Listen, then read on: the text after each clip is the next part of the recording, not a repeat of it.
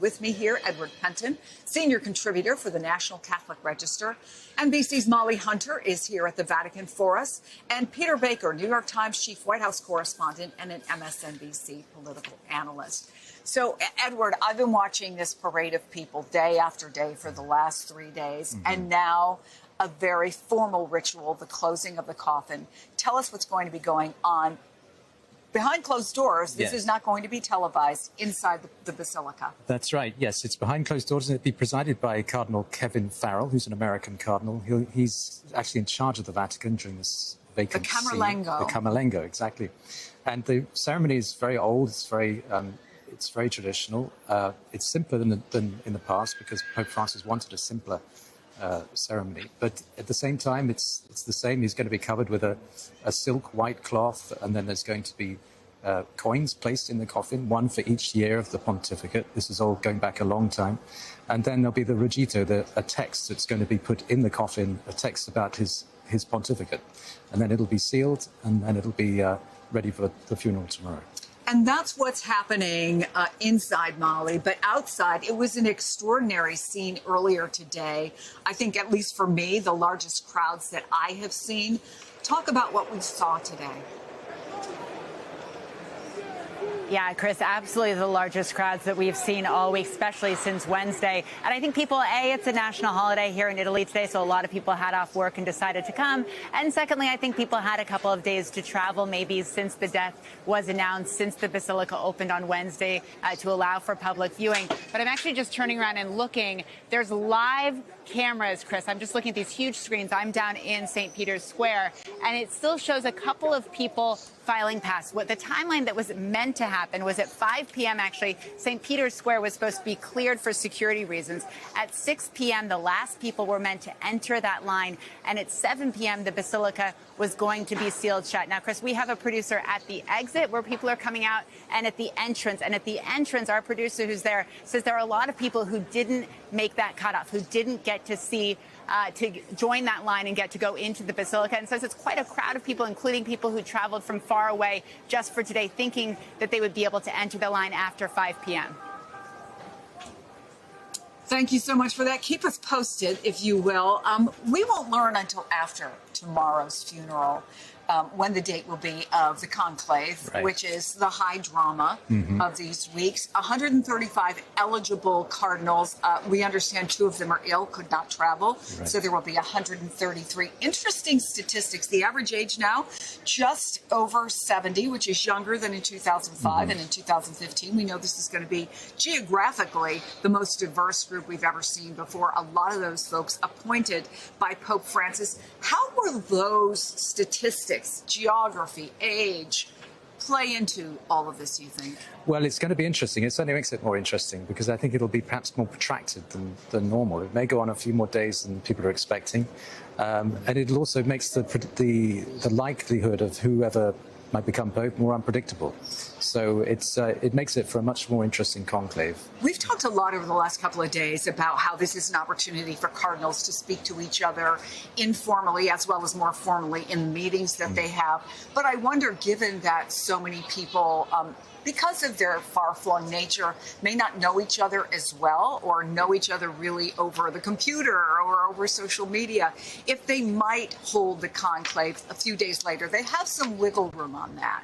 Yes, they may extend the beginning of it to being slightly later. Some say it's going to be on Monday, May the 5th. But it may start a bit later than that.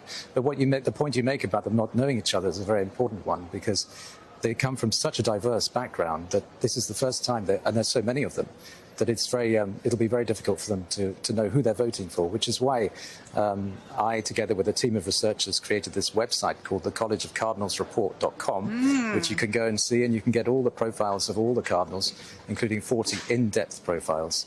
And that's really a service meant as a service for the cardinals so that they know who they're voting for and can make an informed choice. Yeah, there are going to be a lot of conversations going on. Peter, let me go back for a minute to President Trump. Again, he left this morning. He stopped for the cameras. I want to play a little bit more of what he had to say. We're leaving and going to Rome, where we'll be attending the funeral of Pope Francis. It's going to be very interesting. We're going to meet with a lot of the foreign leaders they want to meet. Trade deals are going very well. I think Russia and Ukraine, I think they're coming along, we hope. Very fragile. And Iran, I think, is going very well. We'll see what happens. We're working on plenty of things. In fact, there is news that some of world leaders who will be attending, Ukrainian President Zelensky, the head of the EU Commission, among them, we've heard that they want to get a meeting with President Trump as long as they're here. What do you say to those who might argue, this is the Pope's funeral? Why can't we keep politics out of it? Well, look, I mean, the truth is it is, of course, a solemn moment, and they will respect that, I think. But if they're in the same city at the same time when all these things are happening, meetings on the sidelines are not to be not surprising. Honestly, that's happened before. And I think the Pope would want meetings if they were to lead to peace, right? I think that's something he considered to be important. Whether this will actually lead to that is hard to know. But the reason why so many world leaders want to get in the room with Trump is because they recognize that he is the one person who really matters in his administration. You can make deals with lower level officials, you can make deals with secretaries of state or special envoys, but unless Trump has signed off on it, unless it matches whatever he thinks he wants, you can't assume it's going to go forward. And right now, these talks, particularly on Ukraine, are at a very delicate moment. The Russians are still showing their aggressive side by firing missiles at Kyiv, and Zelensky is being pressured to give up territory that he's not willing to concede. It's a very, very delicate moment, and Trump himself may get involved. This is a global event, and one of the things that seems to have popped is pictures of a mural by a street artist showing the Pope looking at a guest list for his funeral, and it includes President Trump and the president of Argentina with the caption, "But who invited them?" I do think it speaks to one of the more fascinating aspects of Donald Trump's base. So many Christians and Catholics embracing President Trump and frankly, others like him and the Pope at the same time. I mean, having covered the president and his supporters from the very beginning, how do you address that? How do you speak to that? Well, look, President Trump did win a majority of the Catholic vote in last November's election over Kamala Harris. He split it in 2020 with Joe Biden, who, of course, is the second Catholic president. A lot of Catholics do support President Trump, even as they might, of course, revere the Pope. This Pope was a very controversial Pope on the American right. The American right saw him as being too liberal. I've heard, conservative Catholics in the United States refer to him as Obama's Pope, somebody they saw as too far to the left on issues of climate change, for instance, and respect for people who are LGBTQ and so forth. But look, this has always been a dichotomy between politics and religion. The Catholic Church can be both, against abortion and against the death penalty. In America, those are split between the political right and the political left. It's not as clear cut as our politics might be, and so I think you have a lot of Catholics who can basically see these things as something they can reconcile. So support for a political leader at the same time they revere the head of their church.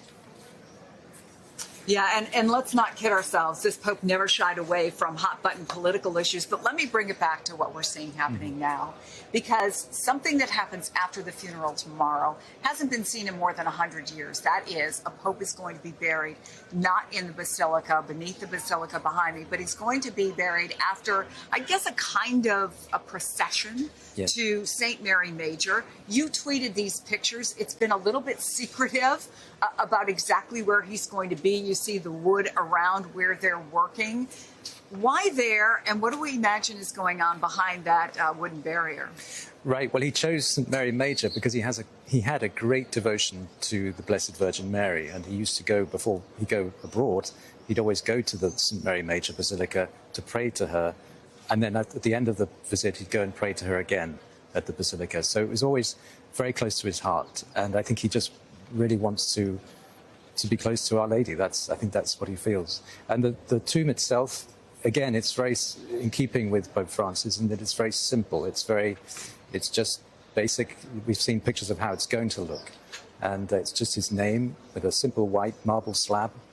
And that's how he wanted it. And it's very, it epitomizes his pontificate in many ways. And also the other interesting thing about his when he arrives at St. Mary Major, there's going to be a sort of official farewell from the poorest of the poor. And he was one of the great strengths about Francis. He was a controversial pope indeed, but one of the great strengths of his was his outreach to those who are the poorest of the poor, the most vulnerable. And so it'll be a very strong witness to that, I think.